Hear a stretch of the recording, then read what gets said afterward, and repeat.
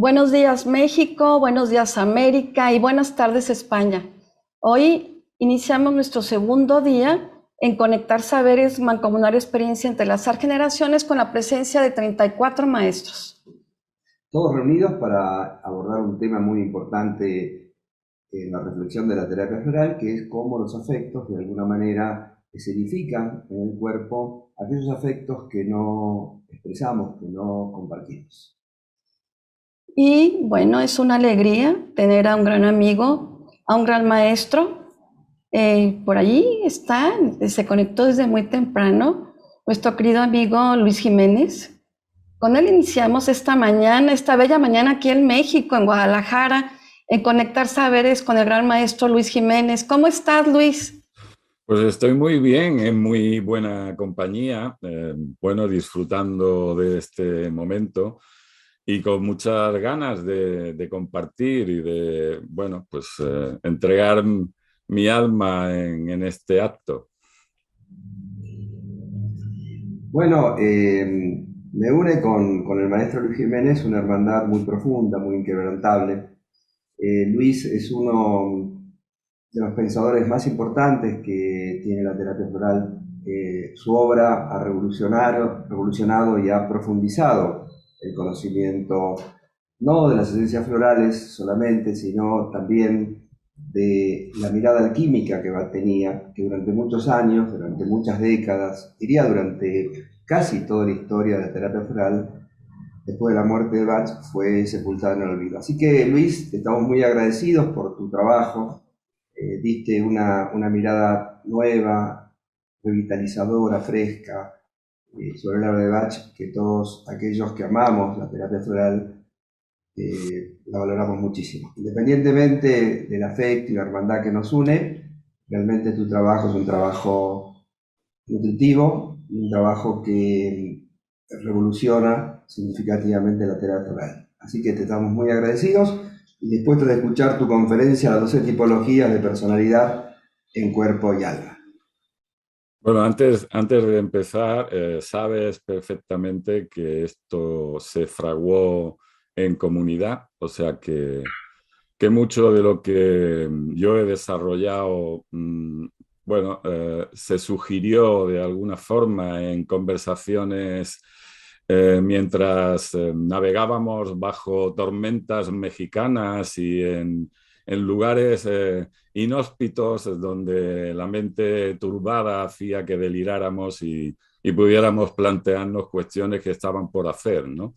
Me ha tocado a mí de alguna forma atender a esa necesidad. Yo lo entiendo así, ¿no? Era una necesidad que tanto tú como Luis Juan como yo sabíamos que estaba ahí y bueno, de alguna manera el hecho de que a día de hoy yo me pueda sentir orgulloso, ¿no? Y lo digo sin ningún tipo de pelo en la lengua, ¿no? Parece que a veces sentirse orgulloso es algo pecaminoso, pero como a mí me gusta pecar, diré que estoy muy orgulloso del trabajo que vengo realizando y que espero que siga adelante si Dios me da fuerza y mantiene la sabiduría a través de mi cuerpo, ¿no? Espero que eso sea posible y es mutuo. Os doy las gracias a los dos y a todo el equipo por lo que hacéis, por lo que representáis y a partir de ahí, pues lo dicho, ¿no? De corazón, un abrazo muy grande y aquí estoy para compartir lo que traigo. Te escuchamos, te escuchamos. Muy bien, pues voy a empezar compartiendo pantalla, si me permiten.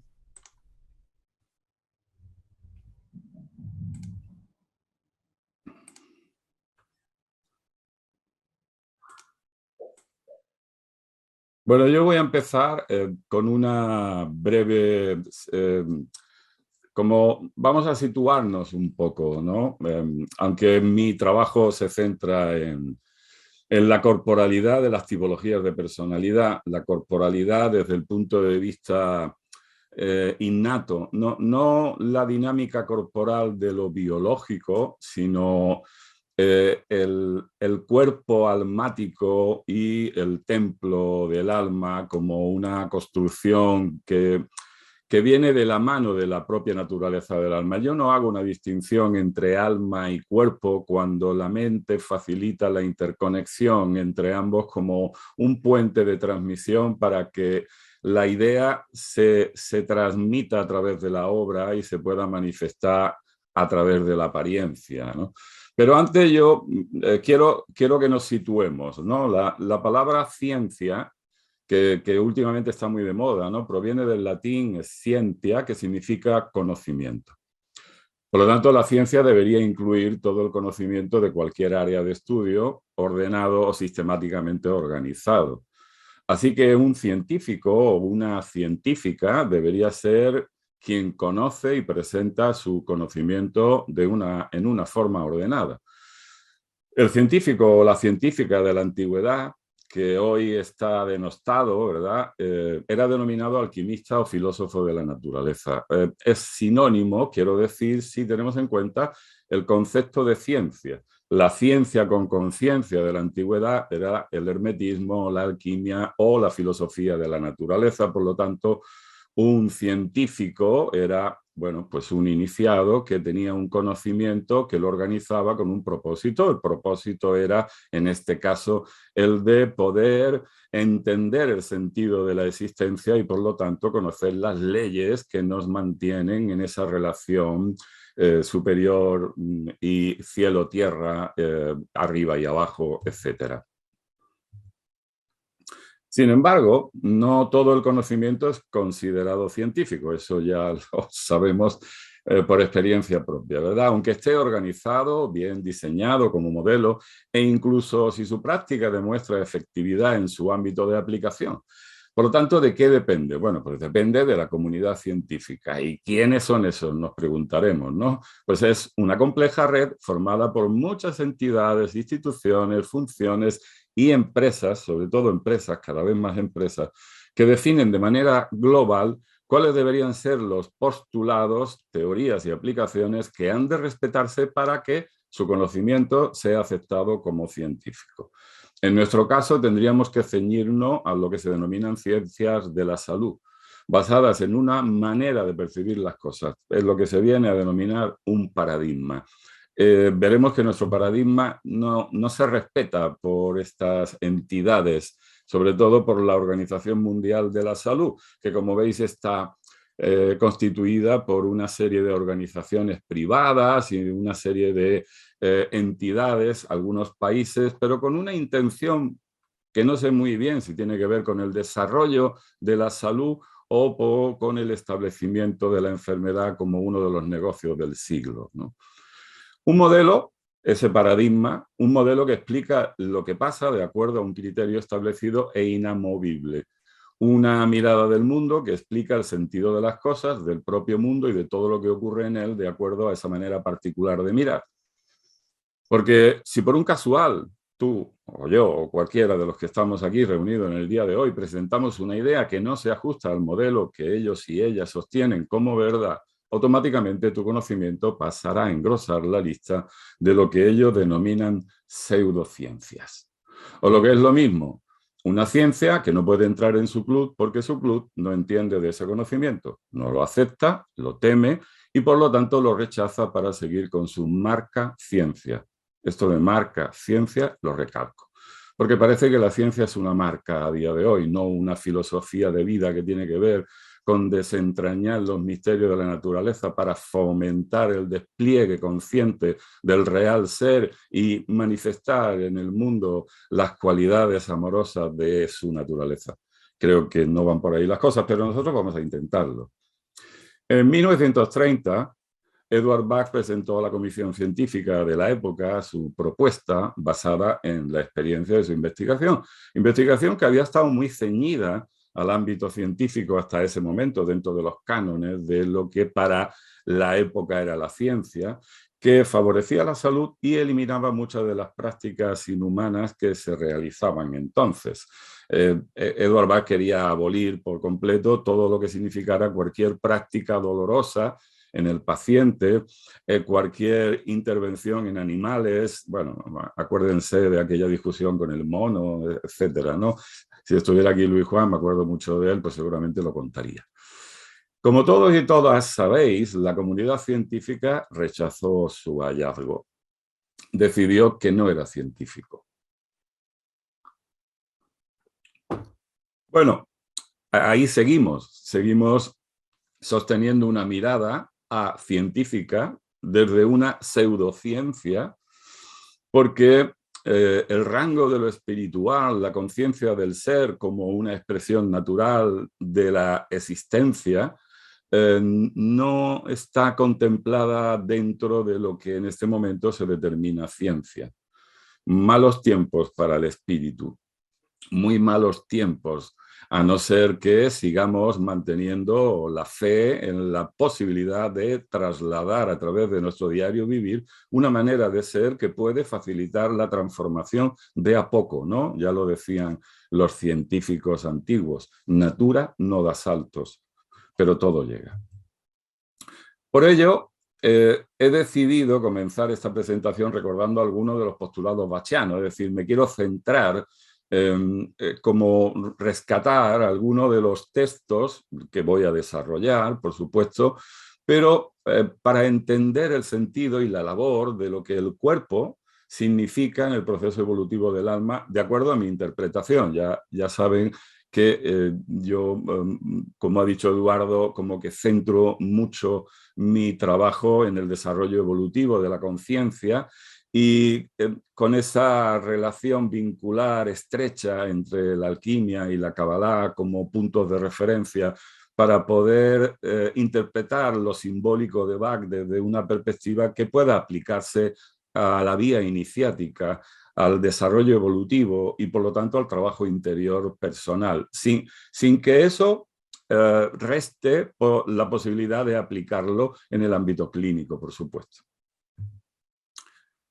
Dice Edward Bach en Cúrate a ti mismo, 1930, el universo es la materialización de Dios.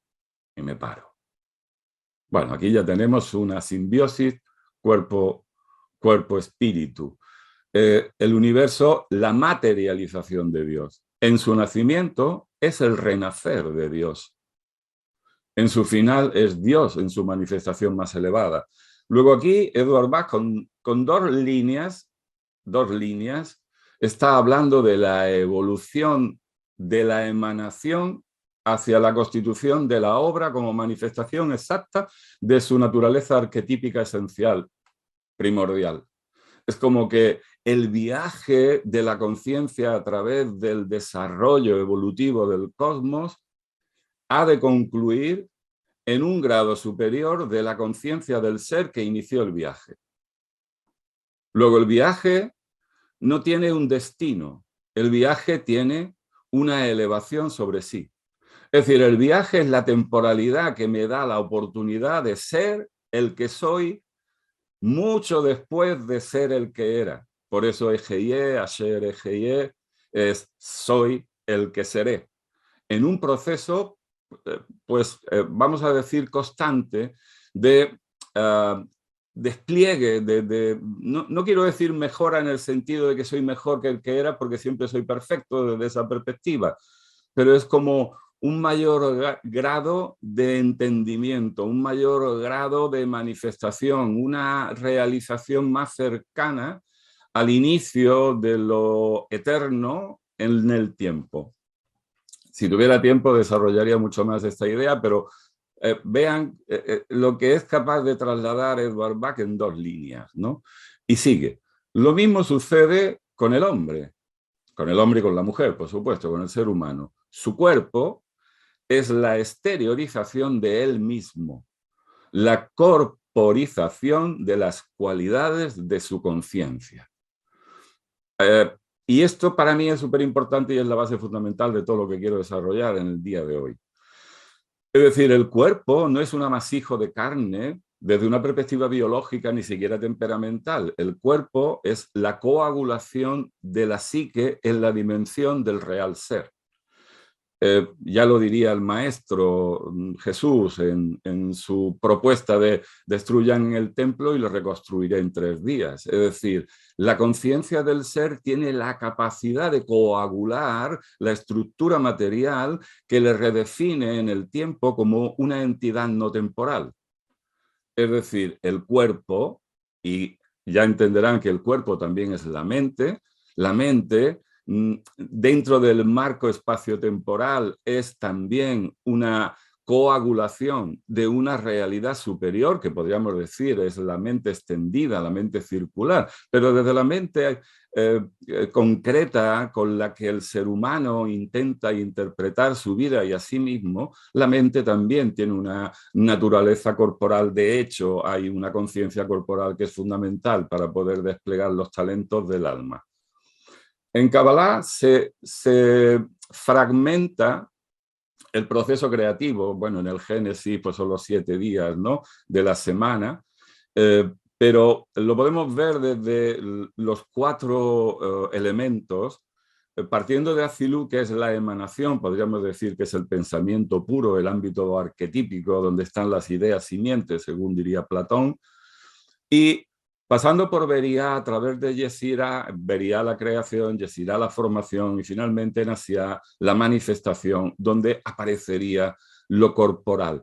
Pero lo corporal, lo emocional, lo mental y lo espiritual es una unidad, es una entidad. Por lo tanto, el cuerpo es el asiento del alma y la mente es el vehículo que permite al alma poder participar en el tiempo a través del cuerpo con conciencia. Y esto lo vamos a ir desarrollando. ¿Pero qué es la conciencia? Juan Arana dice que la conciencia alude a la dimensión autotransparente de la vida psíquica. La vida psíquica, ya saben, psique es alma, en virtud de la cual el sujeto pensante, en este caso tú y yo, se convierte en espectador activo de sí mismo, lo que le da pie a verse como protagonista y responsable de sus actos. ¿Pero a qué nivel? Bueno, el nivel de ser determina el rango de conciencia de sí de acuerdo al real ser. Vamos a decir que el real ser mora en Azilut, en el universo arquetípico, en el mundo de la emanación, donde Dios y su pensamiento son uno, allá donde el verbo era uno con Dios, el logos, la expresión que pone en marcha la creación a través de Beria. Por lo tanto, ¿dónde reside tu conciencia? Si la conciencia reside en el cuerpo, pues vas a tener impulsos instintivos de acuerdo al temperamento nativo, que está ligado a las leyes primarias de la naturaleza y que compartimos con el mundo animal como animales que somos en origen por participación de la tierra y por ser la tierra nuestra nodriza y haber sido insuflado el hálito como elemento para facilitar la experiencia en el parque temático planeta Tierra, como me gusta llamarle a mí. Por lo tanto, ¿cuál es el nivel de ser? Es decir, tu real ser se puede expresar de una manera innata, limpia, transparente, sin ningún tipo de afectación ni ruido a través de tu cuerpo. Si eso es así, tu mente no está interfiriendo, tu mente no está promoviendo creencias, cualidades humanas o interpretaciones terrestres, porque es como la sustancia receptiva que simplemente permite el paso libre de la conciencia del real ser.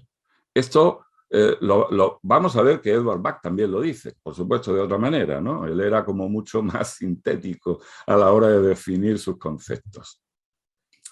Jung también dice que la conciencia es un órgano de percepción y de orientación dirigido inicialmente al medio ambiente. De esta manera, ser consciente es percibir el mundo exterior, al propio ser y a las relaciones entre este con aquel. Pero vuelvo a insistir, ¿en qué nivel está tu conciencia? Ahora te podría pedir que te hicieras consciente del dedo gordo de tu pie. Esto lo hago muy a menudo.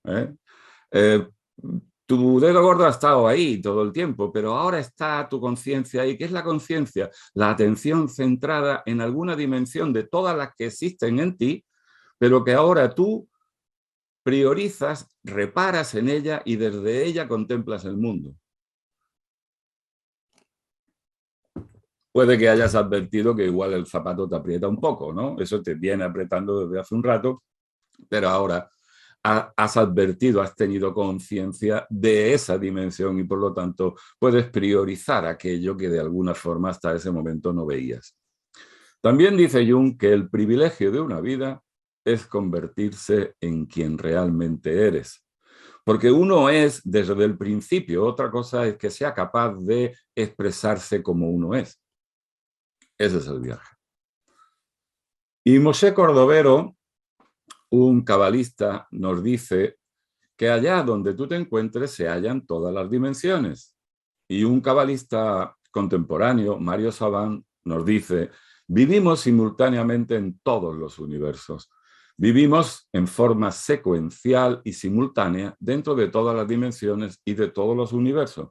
Todas las formas fragmentarias son vestimentas que ocultan energías. La ropa vieja de la que hablaba el cuento que refería a Edward Bach, refiriéndose a esas historias que contaba Mary Taylor.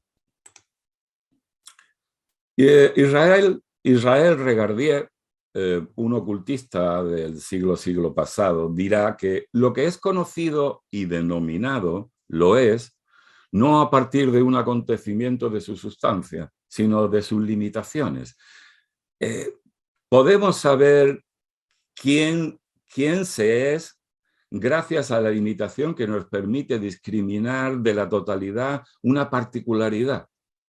Porque en el absoluto extendido es muy difícil saber qué es uno. Siendo todo, es muy difícil determinar cuál es la parte con la que uno se puede identificar. Pero desde la perspectiva tipológica que despliega Edward Bach, gracias a la división previa que realiza la astrología, desde esa perspectiva simbólica del zodíaco, podemos empezar a darnos cuenta que existen tantos cuerpos como mentes están sostenidas en el real ser virtuoso que decide encarnar por una puerta particular. Por lo tanto, yo no estoy hablando aquí del cuerpo desde el punto de vista biológico, estructural, desde el punto de vista de la apariencia, ni siquiera del comportamiento tipológico de su naturaleza de inicio, sino de la gama virtuosa que haría que el cuerpo fuera un ente emanador de luz y de amor, no un ente receptor que de alguna manera va por ahí dilapidando la energía y haciendo que todo el mundo la pierda. Como es arriba es abajo, como es adentro es afuera, afirma el Kybalión a través del principio de correspondencia. Y dice que todo lo existente se manifiesta en tres grandes planos: el físico, el mental y espiritual. Diríamos que el espiritual es el real ser en su dimensión absoluta, virtuosa. El real ser, fíjense, y aquí me tengo que detener un segundo, es la entidad individual que se fracciona de la totalidad para poder realizar ese periplo evolutivo de lo que dirían los hindúes de la edad de Brahma, es decir, del proceso de todo el periplo evolutivo del cosmos.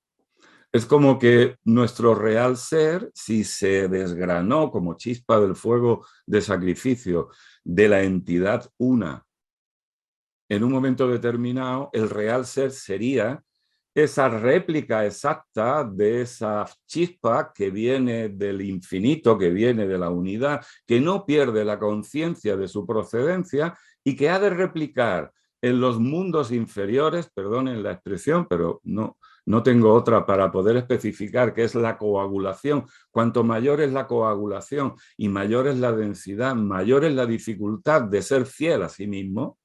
Y nosotros estamos en una dimensión bastante densa, y esa densidad tiene muchas leyes que no corresponden al espíritu, pero que el espíritu debería gobernar para transformar las leyes de la tierra en expresiones espirituales. Este es el trabajo. El trabajo es que el espíritu penetra en la materia, que es la corporalidad, para que lo entendamos, para transformar el cuerpo opaco de tierra negra en un cuerpo de luz. Y eso se hace a través de la conciencia mental, que es la conciencia que permite a la entidad poder mantener su hegemonía desde la dimensión del real ser. Por eso nosotros decimos que como es arriba, en el espíritu, es abajo, en el físico, el cuerpo. Y debería ser la mente quien lo sostenga en su equilibrio natural de autoconciencia si siguen los dictados del alma. Por eso dice Edward Bach que la mente, por ser la parte más delicada y sensible del cuerpo, muestra el principio y el desarrollo de la enfermedad con la mayor exactitud que el cuerpo. Por lo tanto, es el estado de la mente el que debe ser elegido para determinar qué remedios son necesarios. Porque nosotros deberíamos de mantener la mente sana. Mantener la mente sana presume una expresión en el cuerpo de salud, porque la salud del cuerpo es la identidad fiel del alma a sí misma expresándose en el tiempo. Jung nos dice que los conceptos de materia y espíritu no son sino símbolos notables de factores desconocidos. Hablamos del cuerpo, hablamos del espíritu, pues con mucha, no sé, muy rápido, ¿no? O sea, es como si tuviéramos muy claro a qué nos estamos refiriendo, pero si nos paramos un poco, la verdad es que son conceptos que nos ayudan a comunicarnos, pero la verdad es que desconocemos profundamente su naturaleza, aunque estamos imbuidos en ella y estamos intentando desentrañar el misterio. Pero su existencia es proclamada, dice Jung, o abolida según los humores, los temperamentos individuales. Hay temperamentos que son más dados a contemplar el espíritu que la materia, y hay temperamentos que son más dados a contemplar la materia que el espíritu, más pragmáticos, más prácticos, y los otros como más espirituales, si me permiten la expresión. Y los altibajos del espíritu de la época. Como he dicho antes, esta época no comulga mucho con el espíritu, de ahí que vayamos a pasos agigantados hasta hacia la abolición de todo lo que parezca una posibilidad de conectar con lo trascendente. Pero nosotros diremos que todo es espíritu. Cuando el espíritu opera en el plano físico lo llamamos materia. La conciencia en el reino humano inventó el concepto y cometimos el error de suponer que este simple término constituye una entidad independiente, que el cuerpo es una entidad independiente. Podríamos decir que el cuerpo puede ganar mucha libertad si la conciencia se identifica en él y uno siente que es cuerpo y atiende a las necesidades del cuerpo como si eso fuera absolutamente su naturaleza. Pero la materia es realmente el espíritu o uno actuando en el universo sensitivo. La conciencia de sí, como real ser, favorece la construcción del templo con las hechuras del arquetipo al que pertenece. Y vieron, esto lo escribe Carbesol, y vieron como él, Dios, tomó de la tierra, me van a disculpar, un segundo, tomó de toda la tierra, bueno, disculpen que ha habido ahí he metido una D de más, de toda la tierra un grano de polvo, y de toda la naturaleza del agua una gota de agua, y de todo el aire que había arriba un soplido de viento, y de toda la naturaleza del fuego un poco de calor.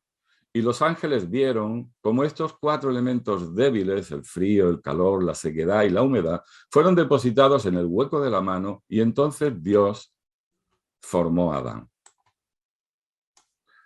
Y Rumi dice, la tierra de la que fue hecho Adán tiene incluso 7 colores, refiriéndose a los 7 metales, refiriéndose a esas 7 fuerzas que podemos contemplar en el universo ptolomeico, es decir, los 7 planetas que tienen una influencia sobre 7 órganos y que tienen una influencia sobre los caracteres. Por lo tanto, podemos decir que existe un pensamiento, una ideación, una sustancia que vamos a llamar arquetípica, sin saber muy bien a qué nos estamos refiriendo, porque es impenetrable, es ininteligible, aunque nos movemos, vivimos y tenemos nuestro ser en esa fuerza, y estamos en el proceso de desvelar su naturaleza a través de la experiencia directa en su interior y su exterior. Y eso va a hacer que se replique en el tiempo a través del fuego y el aire, la tierra y el agua, y sus modulaciones hacia las 12 expresiones tipológicas que hemos conocido a través de los 12 curadores y las descripciones que hace Bach de esa relación entre los remedios y las afectaciones tipológicas que vive la mente como consecuencia de estar aprendiendo una lección. Y esto es lo que vamos a entender como cuerpo. El cuerpo como la coagulación del alma en un proceso de autoconocimiento desde la conciencia que sostiene la mente de sí mismo como entidad real en su plano dimensional y arquetípico. Es decir, el cuerpo debería ser una réplica del ser. Y no me estoy refiriendo a la estética del cuerpo, sino a la naturaleza psíquica de la corporalidad que me permitiría mostrar absolutamente todos mis talentos sin ningún tipo de restricción. Y Edward Bach nos dice que mientras vamos aprendiendo, nos concentramos en una lección tipológica en concreto, la cual viene indicada por la luna en el momento de nuestro nacimiento, que nos indica el objetivo principal de nuestra vida.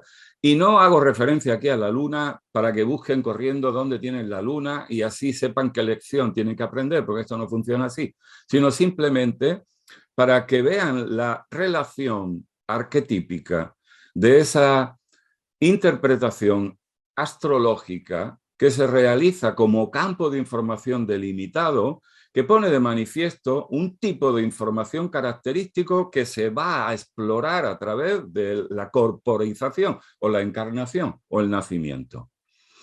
Es decir, existen 12 tipos primarios de personalidad, como dice Bach más adelante, con un positivo y un negativo, lo vamos a ver ahora.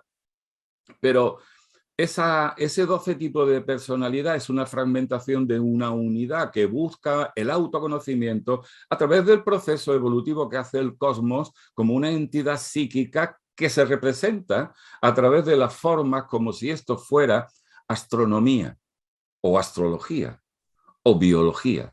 Pero estamos hablando de una dimensión, de un lenguaje que no tiene nada que ver con todo lo que se representa a través de los modelos que estudian lo ininteligible, lo abstracto, lo absoluto, lo que está más allá del entendimiento racional del ser humano.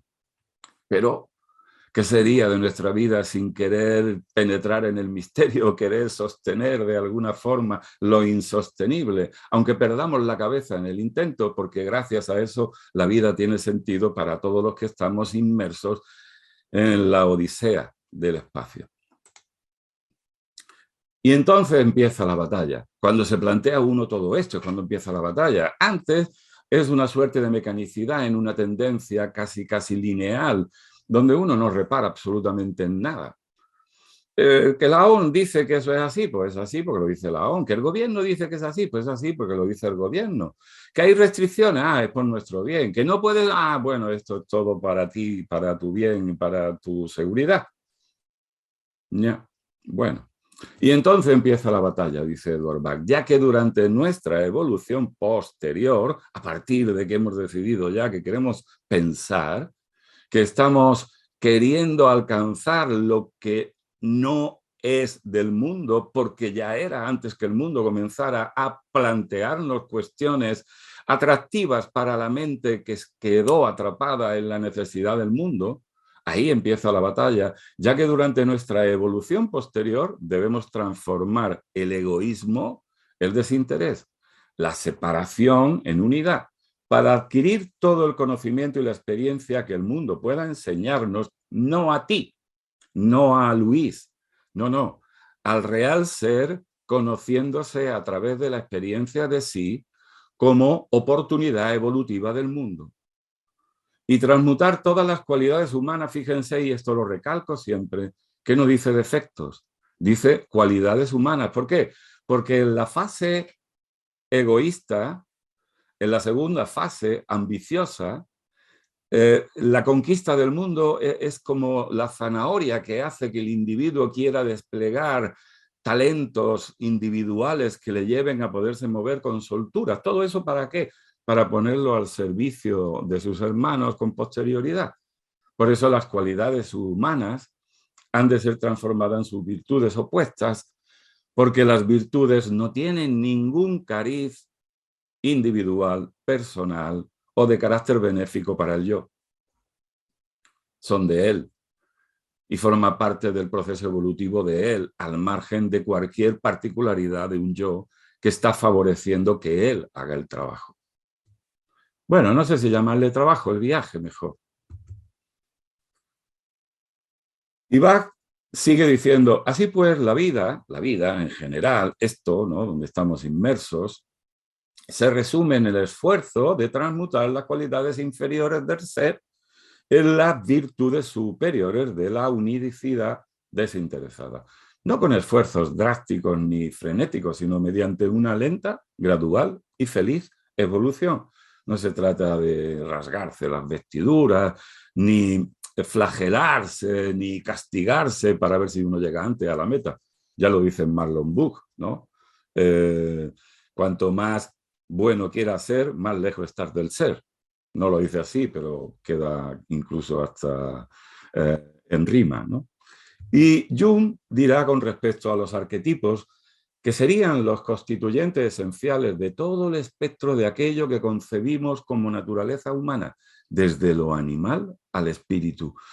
Por lo tanto, en el momento en que encarnamos en el espíritu nos dota del material experiencial para que la conciencia pueda mantener un delineamiento vehicular determinado para poder ir percibiendo dentro del arquetipo toda la naturaleza espectral de su esencia, desde el animal hasta el espíritu. Los animales son arquetipos en un proceso primitivo de autoconciencia.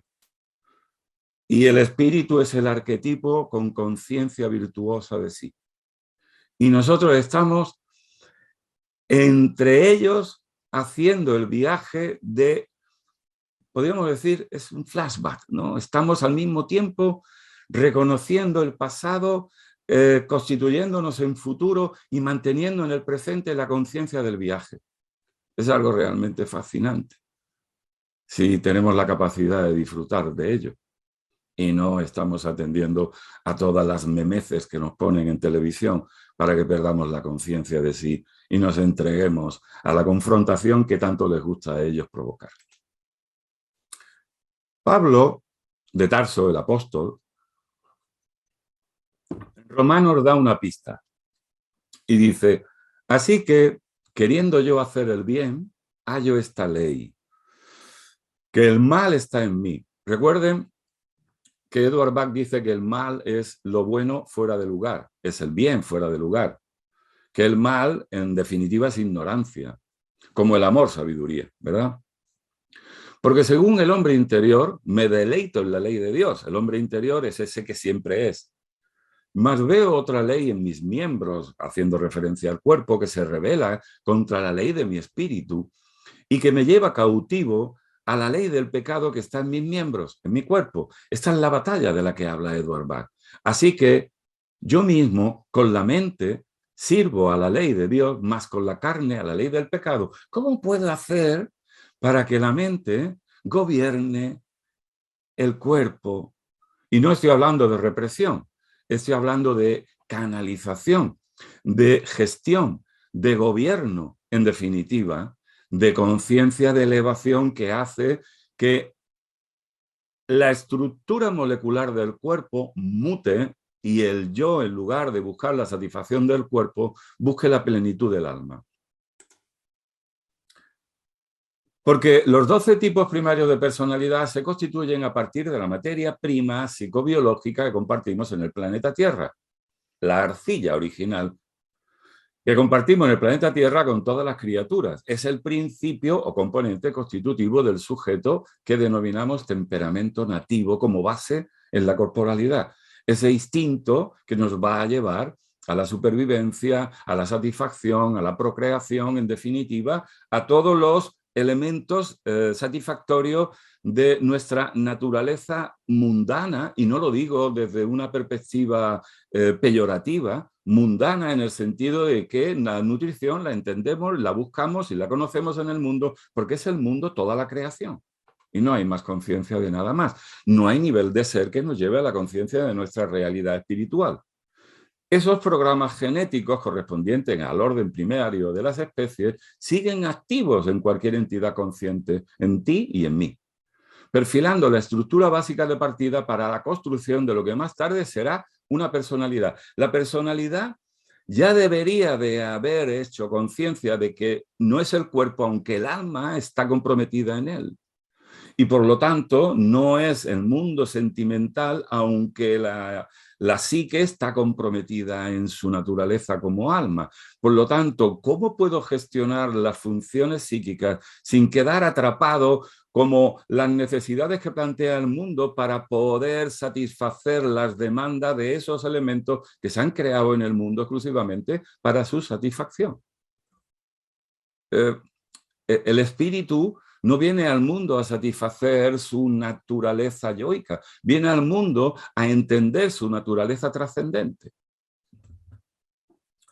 De ahí que, tomando Chicory como ejemplo, ya sabéis que yo tengo cierta predilección por ella, partiendo de la posesividad, que sería el miedo, ya veremos ahora lo que dice Bach del miedo, hay que llegar a la generosidad, pero todo eso está al mismo tiempo. Sin embargo, lo que viaja es la conciencia.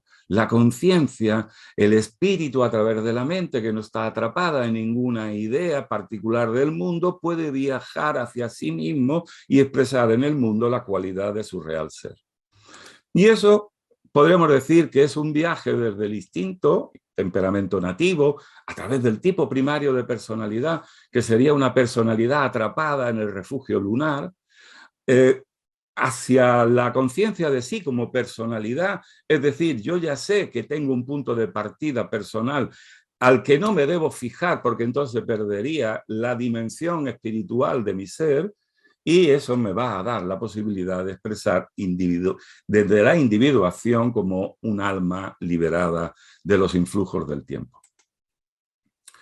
Edward Bach nos dice que deben advertirse ciertas verdades fundamentales, y la primera de ellas demuestra que el hombre tiene un alma que constituye su verdadero yo, un hálito divino, un ser poderoso, un hijo del creador de todas las cosas, y que el cuerpo, aunque constituya el templo de ese alma, no es más que un pálido reflejo de ella.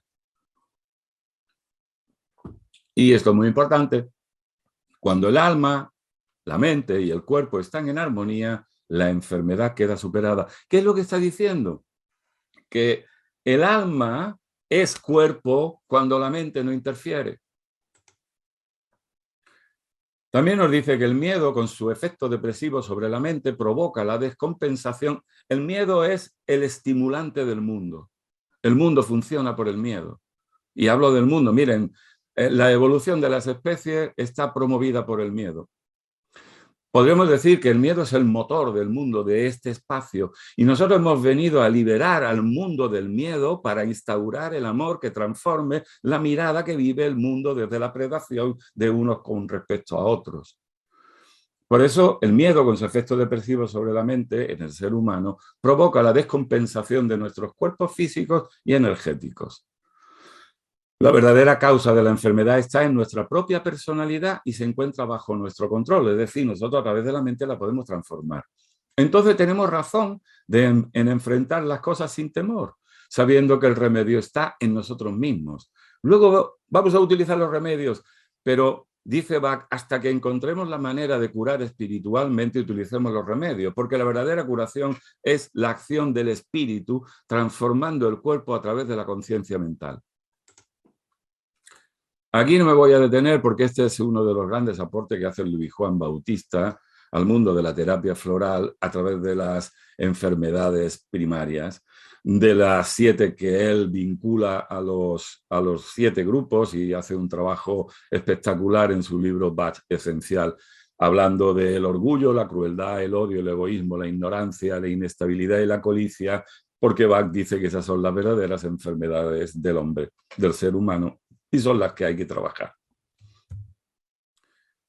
Y nos dice Edward Bach que los remedios curan no atacando la enfermedad, sino colmando el cuerpo con las hermosas vibraciones de nuestra naturaleza superior. Es como si los remedios fueran catalizadores, facilitadores, disolutivos que van a permitir que la mente recepcione la conciencia del ser.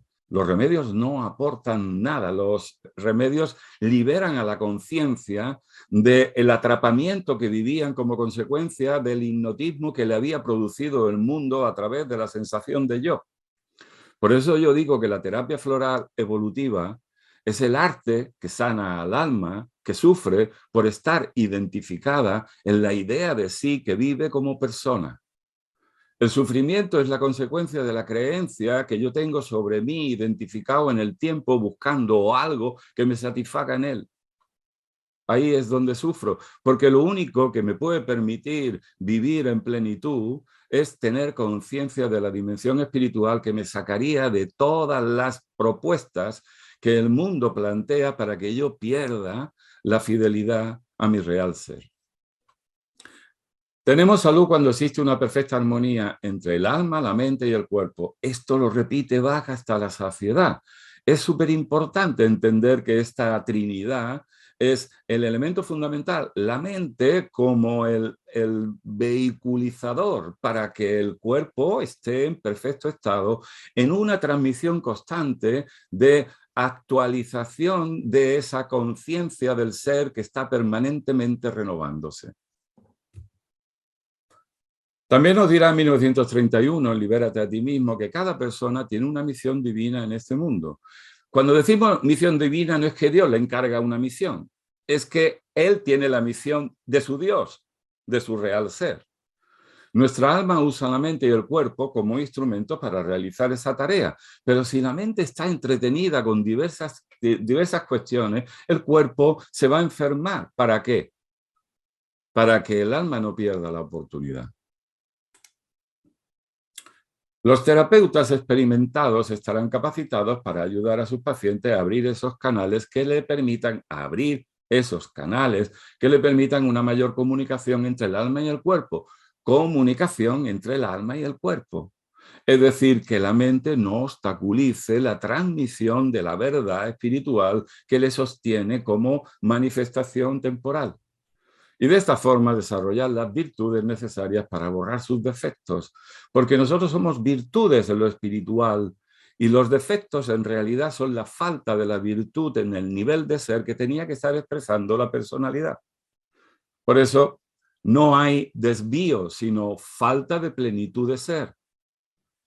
Cuando yo no soy el que soy, en su lugar aparece una emulación que es la consecuencia de la creación que yo realizo en el tiempo, que no tiene nada que ver con la expresión natural de mi real ser en el no tiempo.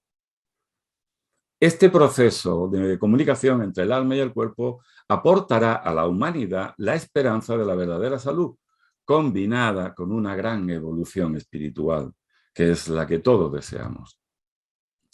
La enfermedad física es algo material, el miedo mental.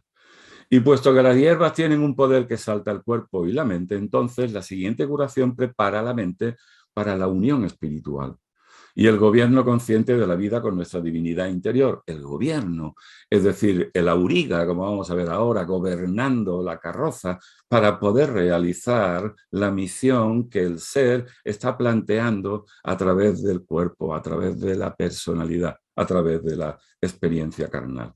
En esencia, la codicia es el origen de la enfermedad física y el miedo de la enfermedad mental.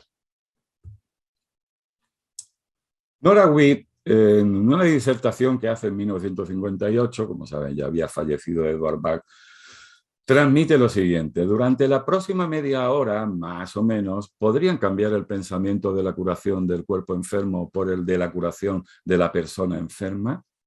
El doctor Edward Bach, tras muchos años de investigación, adquirió el conocimiento de que nuestra salud física depende de nuestra forma de pensar, de nuestros sentimientos y emociones. Nuestros sentimientos, nuestras emociones, nuestra forma de pensar deberían de ser auténticos, deberían de ser la coagulación de la dimensión del real ser, el real ser a través del lenguaje de nuestra mente y de nuestros sentimientos.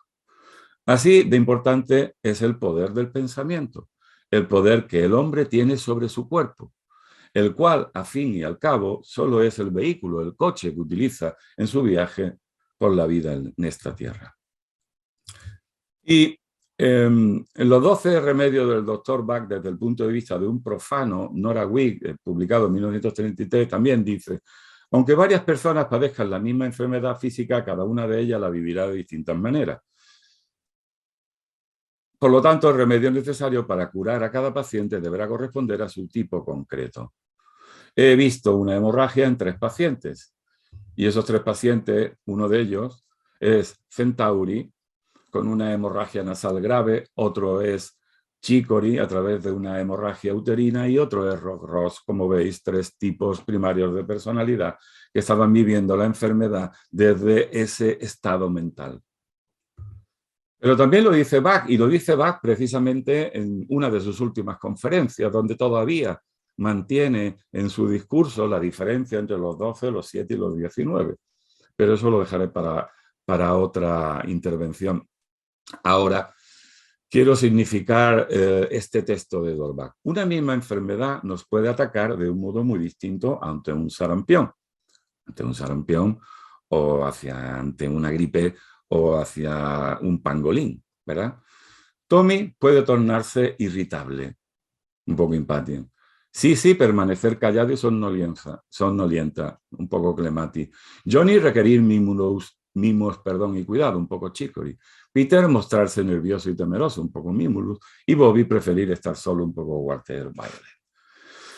Por lo tanto, si una misma enfermedad tiene efectos tan disímiles, es obvio que no tiene mucho sentido atacarla directamente. Es preferible tratar a Tommy, a Sissy, a Johnny, a Peter, a Bobby, hacer que cada uno de ellos se ponga bien y adiós al sarampión. Lo importante que ustedes deben extraer de este caso es que no es el sarampión lo que nos proporciona la guía hacia la curación, sino la forma en que cada uno de los niños ha sido afectado, y su estado de ánimo es la pauta más segura para saber lo que cada paciente en particular necesita. En los 12 trabajos de Hércules, Alice Bailey plantea, los 12 trabajos como un viaje iniciático, ¿verdad? Y dice que en cada signo Hércules expresaba sus características y en cada signo lograba algún conocimiento nuevo de sí mismo, y a través de ese conocimiento demostraba el poder del signo y adquiría los dones que él mismo confería. Es como que él, que era la conciencia en el signo, alcanzaba la virtud del signo, que era él mismo antes de saber que era virtuoso. Un viaje. En cada uno de los signos lo encontraremos venciendo sus tendencias naturales, las tendencias naturales que están en lo primario, como la fijación instintiva que está relacionada con las leyes de la naturaleza, controlando y gobernando su destino, es decir, haciendo que tuviera que ir por ahí sí o sí, porque eso estaba determinado por la ley con la que estaba obrando, y demostrando el hecho de que las estrellas inclinan, pero no controlan, cuando él puede hacer la transformación y alcanzar la virtud que lo libera de cualquier restricción. En el cuerpo físico, impedido y limitado por las tendencias conferidas a él por el mismo signo bajo el cual realizó el trabajo, alcanzó la comprensión de su propia divinidad esencial. Es decir, para poder conocer, entender la verdadera dimensión virtuosa de la naturaleza que exploramos, debemos estar limitados por ella. Y esa limitación no es un defecto, es una necesidad, es un don. Bueno, esto yo lo he repetido mucho, no me voy a extender. Aquí es donde Edward Bach, en los 12 curadores, dice que existen 12 tipos de personalidad. No me quiero ceñir a la luna, entiendan esto, es simplemente que la luna es el refugio y como tal, todas las tendencias de mecanicidad que llevan a la cronicidad pueden estar relacionadas con el símbolo de la luna como el elemento que nos va a ayudar a entender el proceso. Nuestra personalidad se puede deducir a partir de la posición de la Luna en el momento del nacimiento. Nuestros peligros son las interferencias de los planetas. Los planetas, fíjense, como las pruebas, bueno, el arcano 15 me viene, ¿no? Es decir, es como el entrenador personal que en momentos determinados aparecen como la manifestación en el universo experiencial para que te des cuenta de aquello que en el fondo has de trascender. Y insiste, va, pero los astrólogos ponen demasiado énfasis en los planetas, ya que si somos capaces de conservar nuestra personalidad, en esencia nuestra virtud, de ser fieles a nosotros mismos, no debemos tener ningún aspecto planetario, temer ningún aspecto planetario o externo. Los remedios nos ayudan a mantener nuestra personalidad. Solo en las etapas tempranas de nuestra evolución nos impulsan y gobiernan directamente uno o más planetas. Creo que me están diciendo que me quedan poco tiempo, así que voy a acelerar un poquito. Aquí lo que viene a decir Jung en Arquetipos e Inconsciente Colectivo es que psique y materia es la misma cosa. Por lo tanto, yo puedo ser consciente de mi naturaleza como espíritu a través del cuerpo si no me he identificado en el cuerpo como el elemento constitutivo de mi real ser. Y esto no lo voy a desarrollar porque esto lo desarrolla magistralmente Eduardo Greco, es decir, es la parte de la lectura corporal desde la perspectiva simbólica que tiene una connotación cabalista, pero que aquí Edward Bach pone de manifiesto que no hay nada de accidental en la naturaleza respecto a la enfermedad, ni a su tipo, ni a la parte del cuerpo que esté afectada. Y bueno, esto pues no, simplemente lo traía aquí como para que no piensen que lo obvio está, pero no lo voy a desarrollar en absoluto, porque esa es la vía, vamos a decir, que el maestro de maestros, como les solemos nombrar, ha desarrollado y de él creo que tenemos todos que aprender, ¿no? Incluso la parte del cuerpo afectada indica la naturaleza del defecto, etcétera, etcétera, sigue Edward Bach. Y yo voy a seguir un poco más, porque me quedan 5 minutos, pero quiero ir concluyendo. Y entonces yo me pregunto, cuando estoy trabajando con un paciente, ¿qué sentido tiene el síntoma en este momento vital de la vida del paciente? ¿Por qué el síntoma en este momento? Como lenguaje que le dice el síntoma. ¿Qué trae o qué sustrae en este momento crucial de la existencia? ¿Qué le propone el síntoma? ¿Cómo vive la personalidad el síntoma? ¿Cómo le afecta? ¿Dónde se refugia? ¿Cuál es la afectación que le lleva a mentalmente querer solucionar el problema, si podemos entenderlo como tal? Todas estas preguntas han de ser contestadas en el contexto de la persona como un todo. De ahí que designar un mapa sintomático para una persona ausente, hablar de síntomas sin proceso personal, sería volver de nuevo la mirada protocolaria de una ciencia que ignora el alma. Es lo mismo que interpretar un sueño sin conocer el contexto del soñante y la participación activa en el momento en que se está de alguna manera interpretando y por lo tanto haciendo una profundización de lo que se ha soñado. Bueno, termino con estas imágenes de Jofra, de los 12 signos zodiacales, la limitación, la cualidad, crueldad, la cualidad, la paciencia, piedad, perdón, la virtud. Este sería el viaje de la crueldad a la piedad, y así cada uno de los signos, cada uno de los tipos, cada una de las virtudes ligadas a una cualidad personal que partió de la falta de virtud que llevó a la crueldad, a la decepción, a la duda, a la ausencia, a la intolerancia, a la debilidad, etc. Que lo podemos ver reflejado aquí, que fue uno de mis primeros trabajos cuando quise mostrar los afectos y no las flores y hablar de expresiones tipológicas y no de virtudes florales, por aquello de que mi primer libro se llamó Humanidad y Flores de Bach, ¿no? Y eso serían las virtudes. Y Edward Bach nos dice que no importa la etapa de progreso en que estamos, si somos aborígenes o discípulos, es insignificante en cuanto a la salud, pero sí es importante, sea cual sea nuestra posición, vivir en armonía con los dictados del alma. Es decir, ser fiel a sí mismo a través del nivel de ser.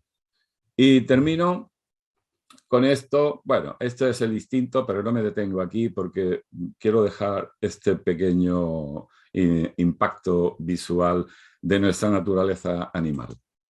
Ramalam, ding dong, ramalam, ding ding dong, ramalam, lama lama lama ding dong, ramalam, lama lama lama ding, ramalam, lama ding dong,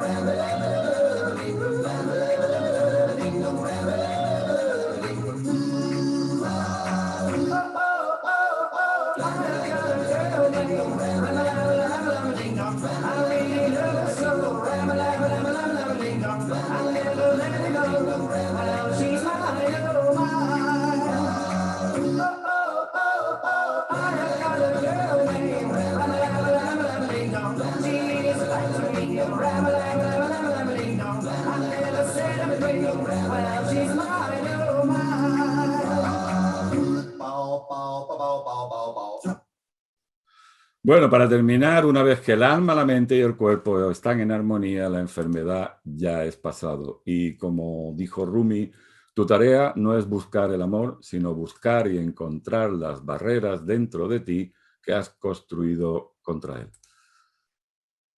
Pues muchas gracias por la atención, muchas gracias por haberme permitido plantear, desarrollar esta ponencia, este trabajo. Espero que haya sido de su agrado y que puedan disfrutar, como he disfrutado yo mientras lo contaba. Muchas gracias. Muchas gracias Muchas a gracias, ti Luis, por ese recorrido místico, por ese recorrido tan bello, con tanta enseñanza, con esa capacidad que tienes de abrir tu corazón y tu espíritu a todos nosotros. Gracias, Luis. Y con esas imágenes tan hermosas, ¿no? De verdad que sí, felicidades por tu presentación, por las imágenes, por todo. Te mandamos un abrazo muy grande y todo nuestro cariño desde Guadalajara y esperamos verte pronto, muy pronto. Mientras te escuchábamos, estábamos disfrutando un café, que no es el mismo el de Málaga, pero bueno. Bueno, ya lo tomaremos. Ya lo tomaremos. Ya lo tomaremos. Un abrazo grande, muchas gracias.